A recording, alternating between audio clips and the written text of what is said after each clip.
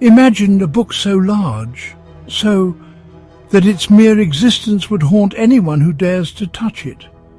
A book bound in dark history, a book that has remained shrouded in mystery for centuries. This is the story of the Codex Gigas, also known as the Devil's Bible. It is not just a book. It is a legend, a curse, and a haunting reminder of a darker time in history. Born from the cold, shadowed halls of a Benedictine monastery in Bohemia, the Codex Gigas is believed to have been written in the early 13th century, a time when the world was steeped in fear, superstition, and the constant struggle between light and dark. Some say it was the work of a single monk, a monk who, driven by madness or desperation, was tasked with creating the largest manuscript ever seen. But was he alone? Was he truly the sole hand behind this massive creation, or did something darker assist him? The Codex stands at over 36 inches tall, its weight surpassing 75 pounds, a true behemoth of ancient texts. It's not just a book, it's a tome of power filled with knowledge of the ancient world, spanning from scripture to medicine to dark rituals. But there is one image that sends shivers down the spine of anyone who dares to open its pages. The devil's image, a towering, grotesque figure, his mouth agape in an eternal scream, his wings stretched wide, his eyes glowing with malice. This demonic figure isn't just an illustration, it's the centerpiece of a book that has become known as the Devil's Bible.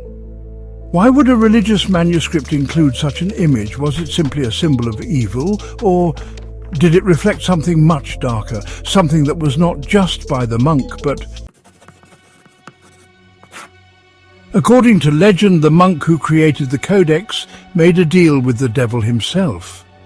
Imprisoned, faced with the punishment of being walled up alive for his transgressions, he was desperate. And so he turned to the one being who could grant him what he needed. In exchange for his soul, the monk supposedly completed the manuscript in a single night, aided by the devil's hand. But was it the devil's touch that guided his hand?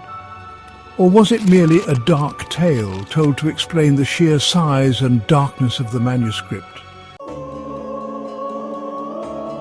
After its creation, the Codex was kept in the Benedictine monastery for generations. But as with most treasures, it was not meant to remain undisturbed.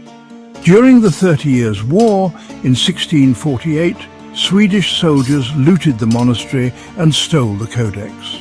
It was taken to Sweden, where it remained for nearly 300 years, sitting in the archives of the Royal Library of Sweden, untouched but never forgotten. Today, modern technology allows us to study the Codex in ways that were once impossible. Infrared imaging reveals hidden layers of text, and X-rays show the faintest of corrections and edits made by the monk's hand. But still, despite our advanced technology, we cannot answer the most important question. Why did this monk choose to include such dark and forbidden elements in his work? Could the devil truly have helped him? Or did the monk's madness drive him to call upon forces beyond his understanding?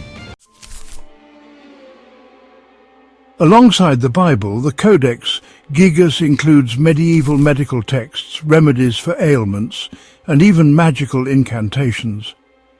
Some scholars believe the inclusion of occult knowledge was meant to protect the monk and his fellow monks from the dark forces that plagued them.